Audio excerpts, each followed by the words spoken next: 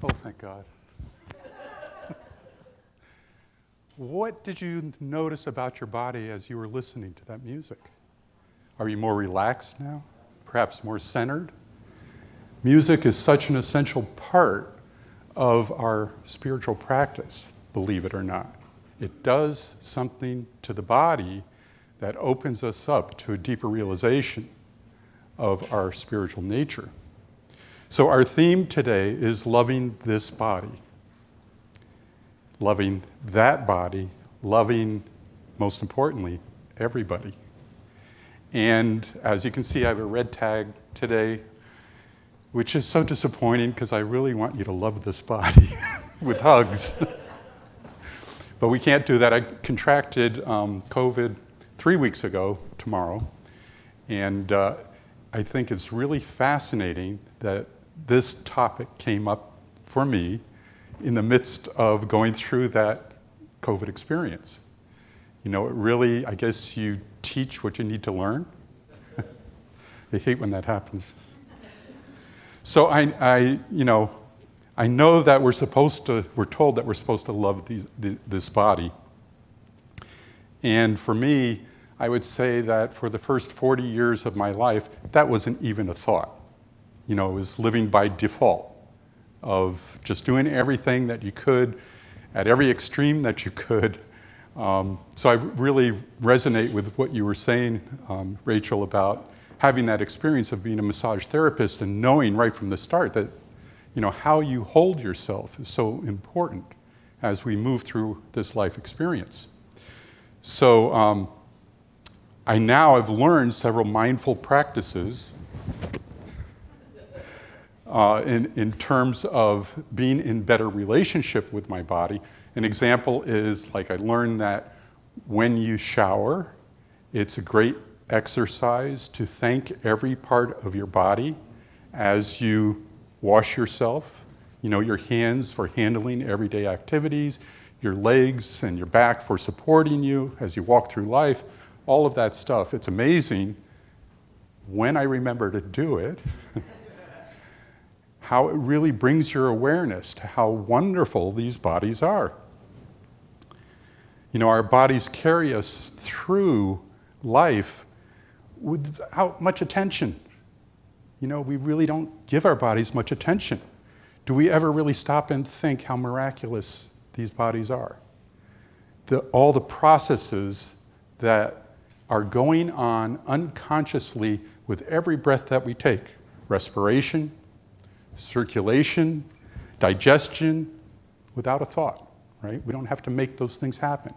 We cut ourselves, we don't have to tell or teach our body how to heal a cut or mend a broken bone or even how to go through COVID.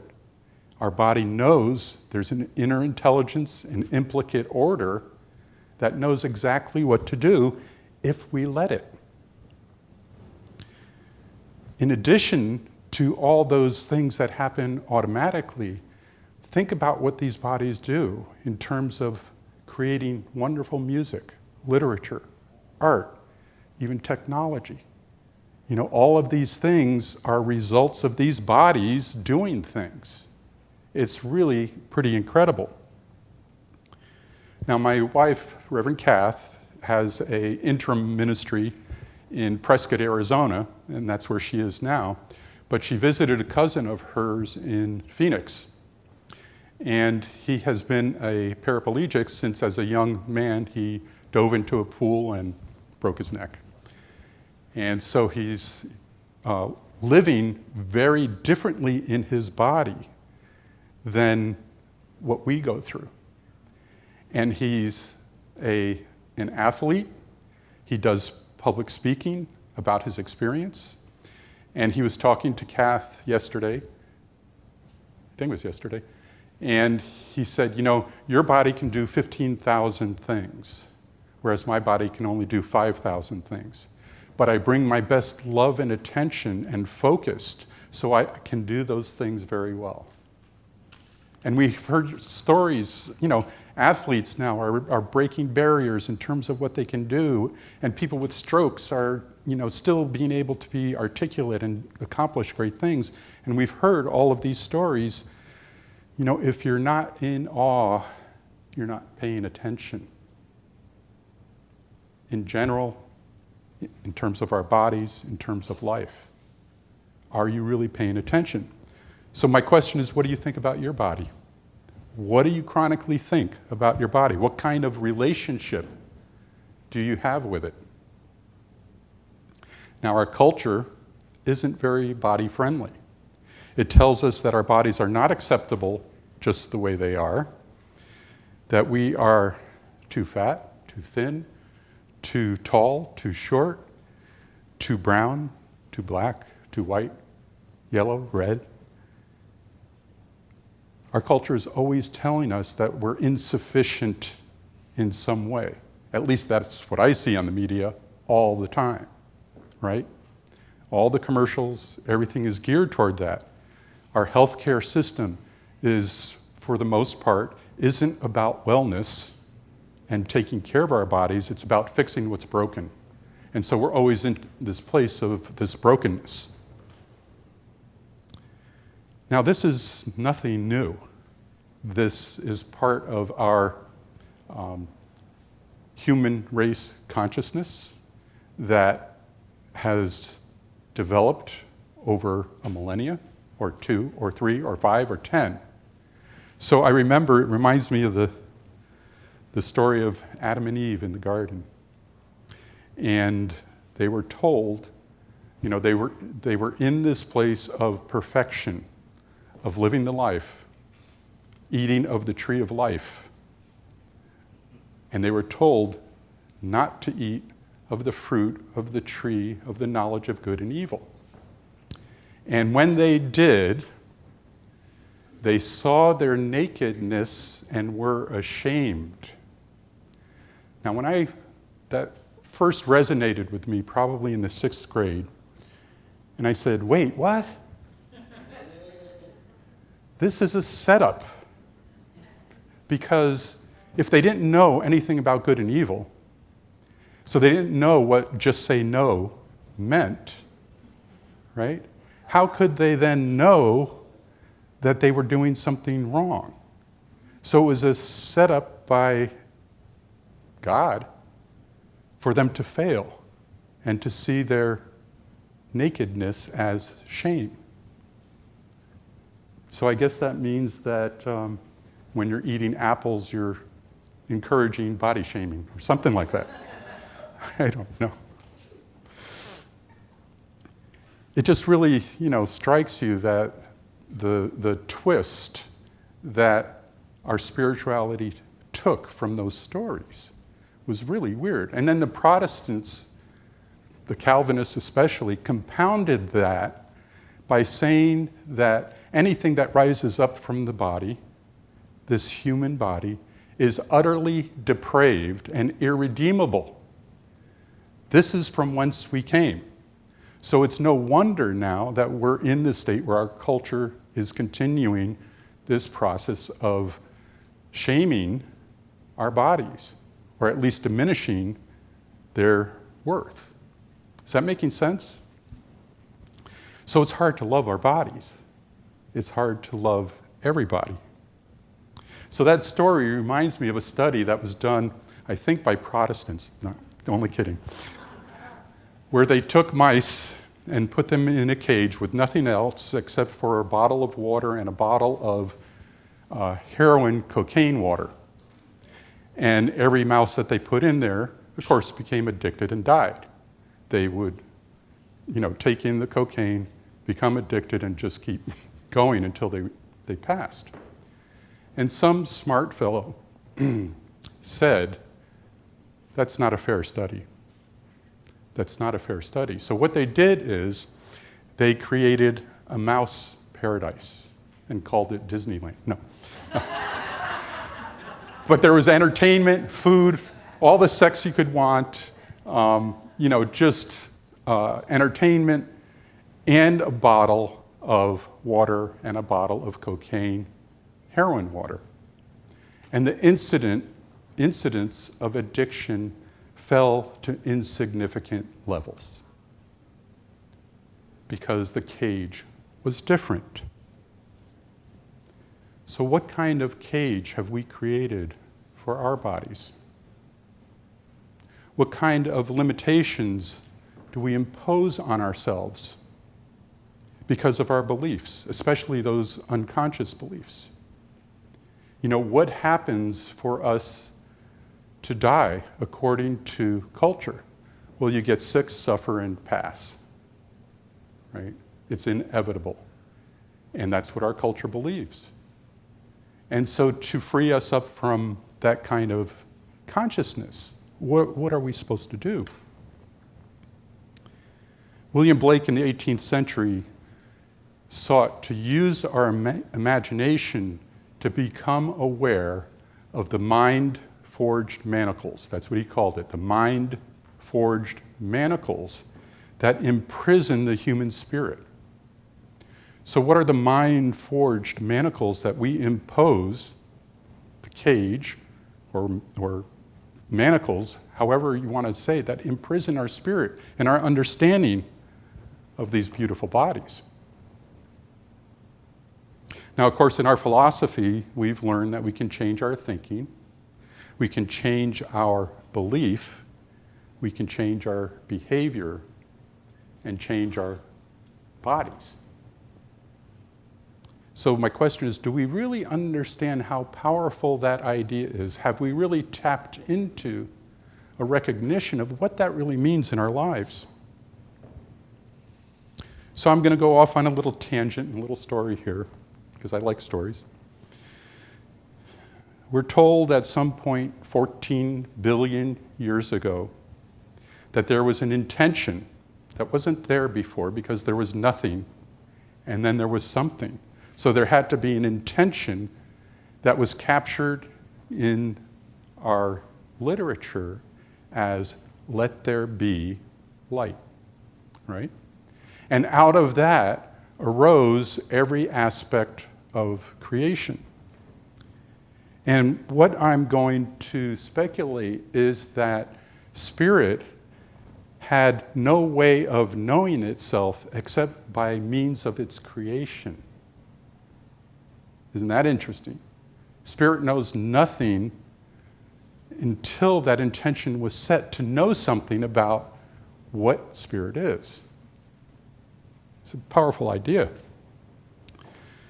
So everything unfolded from that point. And so through eons of rocks cooling and plants emerging and life emerging, spirit really didn't get much feedback except from the rocks and the plants. And the Gnostics would say that you lift a rock and that there you see the face of Jesus, which I think is really interesting. But anyway, there's not much feedback. Even when the dinosaurs came along, maybe they were mildly entertaining, but really not much feedback in terms of consciousness. The consciousness of a dinosaur was pretty straightforward, eat, sex, and die.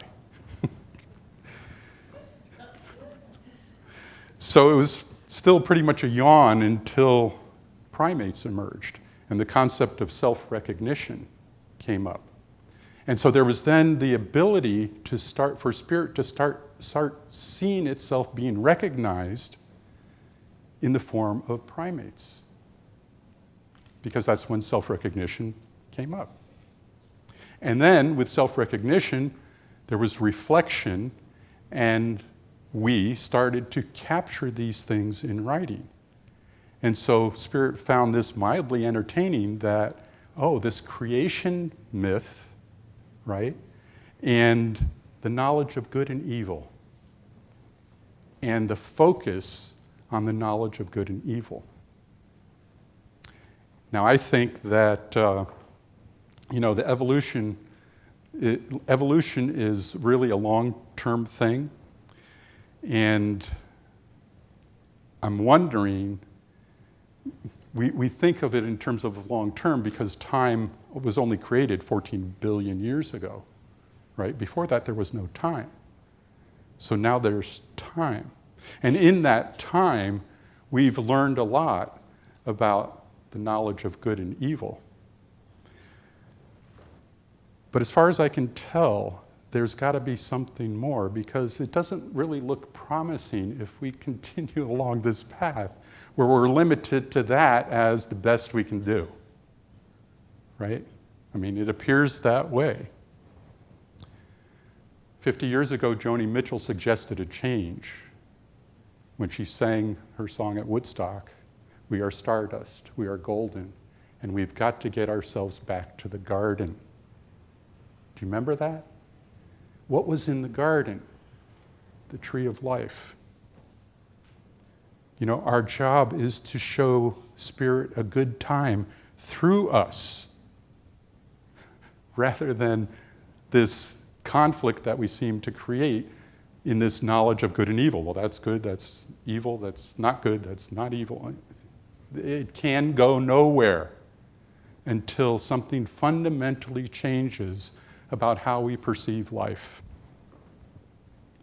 Now, there's always been a tribe of humans dedicating to discovering the esoteric discipline of body awareness. We call them saints, avatars. Indigenous people knew this. They had a special relationship with nature. It was all about body awareness. There were witches and herbalists and goddesses and priestesses and all of these people that had special knowledge, especially about healing the body in ways that could only be attained by having a special relationship with nature and understanding the body. So we can see this evolution in these specialized humans. But I maintain that this is a place that we got to get back to the garden, to really understand more expansively in humankind what this really is about. Because these people were accessing realities beyond the five senses. William Blake said again, "How do you know but that every bird that goes the airy way is an immense world of delight closed to your senses five?" Now, immediately upon thinking about that, your mind goes into imagination saying, I wonder what it's like to be a bird, right? Breaking through the constraints, the mind-forged manacles of the five senses to imagine what is that sensation of flying like a bird. You see, we have the capacity to use our imagination to break through these limitations that we see in the body. And this is where we can really start loving ourselves deeper. We're taught that physical is less than spiritual. At least that's how I was raised. We're taught that our bodies, in this philosophy, we're taught that our bodies respond to everything we do with our minds. And for me, there's a deeper role than that the body plays in the creative process. There's an unmind intelligence at work that can break us free from these mind-forged manacles that imprison us. Rumi says this, why are you so enchanted by this world when a mine of gold lies within? Why are you so enchanted by this world, by the knowledge of the tree of good and evil? Why are you so enchanted by this world when a mine of gold lies within? You see, what happens is, in most cases, something happens. Our bodies are the first responders. Whatever happens, our bodies respond to it. If it's music, we have one kind of response. If it's someone cutting us off in traffic on the highway, chemicals are released that cause feelings and emotions to emerge, right? With those feelings and emotions, our mind puts meaning into that. That son of a gun is trying to threaten me in some way. That's our belief. And we react with a response that produces a certain result.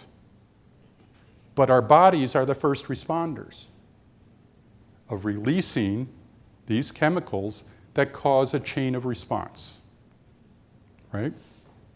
And depending on what kind of cage that we have created, we become trapped in the results that we've always gotten, right? How many people are still angry on the highway every day in this region? How much anger do you see? It can be changed overnight, but we're not equipped to really be sensitive to what our bodies are telling us. At any point, we can enlist the body to change, to break that inevitable reaction by doing some very simple things like taking a deep breath when the son of a gun cuts you off, right? And then taking another breath. And our mind may come up with their threat to saying, maybe they're in a hurry for a good reason. And everything changes from that point. At any point, you could even be in a place of trying to box them in and then just backing off because you understand what the body is trying to tell you.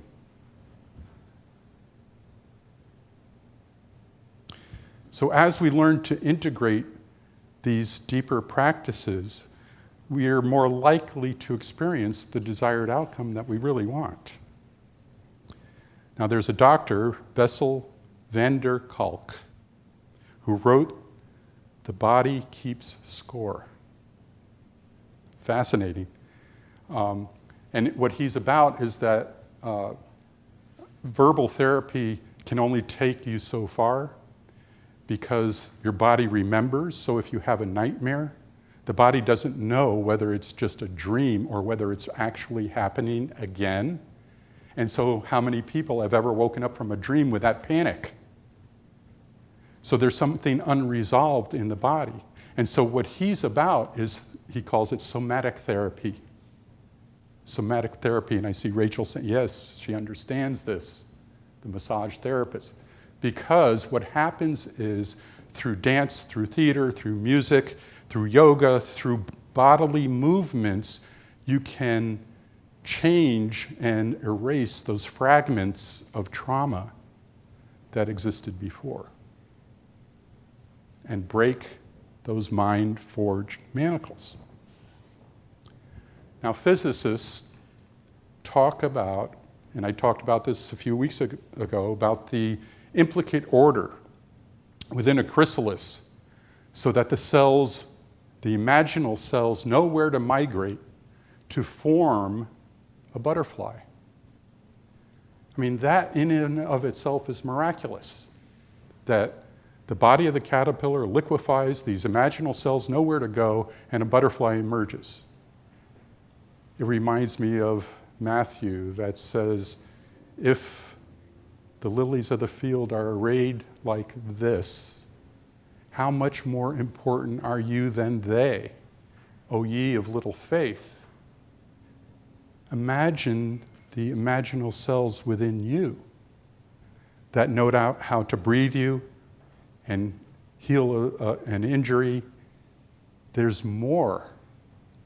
The indigenous people had a special relationship with their body. They could sense things happening because the implicate order told them this.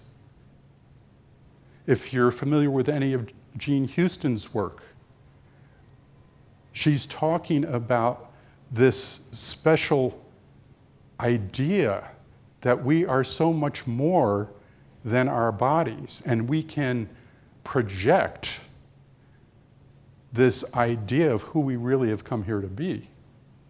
It's fascinating stuff. It's taking this creative process to another level. What are the imaginal possibilities in your body? What is it that the body recognizes and knows that makes this in-person experience on Sunday so different than what's happening in Zoom land? Because it is very different. There's something going on that the body knows. It craves something intrinsic to the human experience.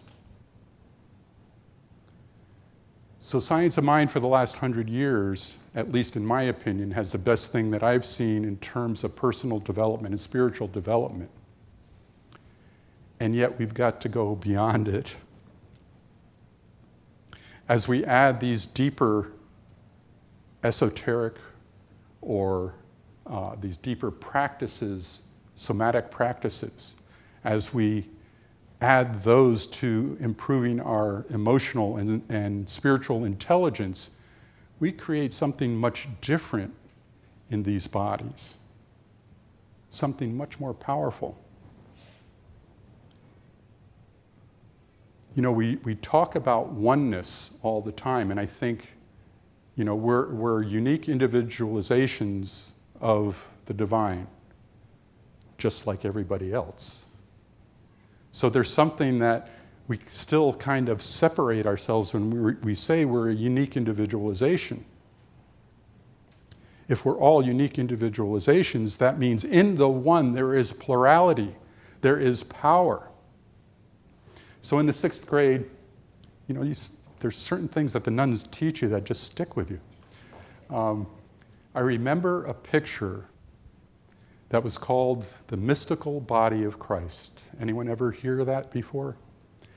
And it was a picture of Jesus' head and his body, but in every piece of his body was a little person. And they called it the mystical body. Now, I don't remember anything that the nuns said about that. But what did strike me is that they're talking about that there is a special power in community that is focused on an idea. And I think this is really a key piece of where I'm going with this, of loving everybody.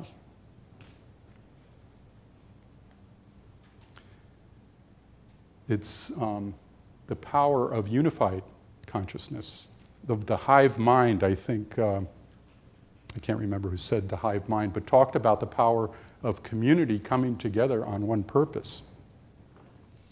So if you think you've arrived because you've done all of your spiritual work, or you're a minister or practitioner, I'm here to tell you it's not enough to build community. Community is the key for evolving beyond fear, doubt, worry.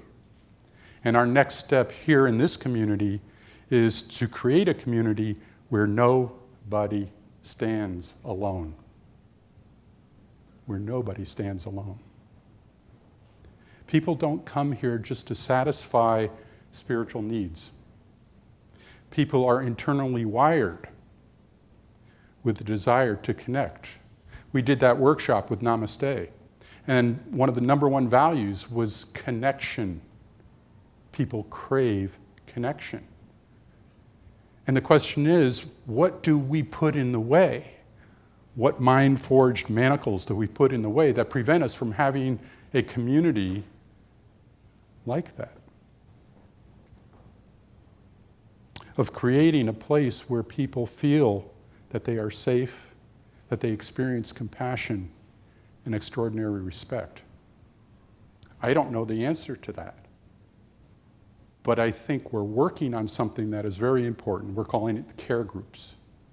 To really create a context where people can feel safe, they can feel compassionate, they can feel extraordinary respect, so they can share what is going on in a safe, loving, supportive environment. Because as much as we feel connected here, there are some sacred cows and things that just cannot be talked about. And we're going to explore a little of that in the workshop today. If we want to end the divisiveness that's tearing the fabric of society apart, then we've got to do something different. We've got to take the skills of somatic intelligence and spiritual and emotional intelligence and kick it up a notch. And everybody bears a responsibility in doing that. Or not. It depends on what we all want. What do we want to see happening in the Seal Beach Center for Spiritual Living? It's not up to me, it's not up to the new minister, it's up to you. This is the next level of evolution that we need to decide. If we want to end this divisiveness to create a world that works for all, it's something that we can't aspire to. We've got to see it here now. It is here right now in this community, creating a world that works for each and every person where no one stands alone. Can we do that? Yes. Yes. Do you want to do it? Yes. Yes, you do. And I see that here. That's why I'm here talking to you all about this, because I see a loving, committed community wanting more, wanting that connection, wanting this divisiveness to end, to figuring out a way that it can happen, to see the reflection of perfection in each and every person here. We're here to love our bodies and everything that animates them, to live in a physical world in a holy, spiritual way.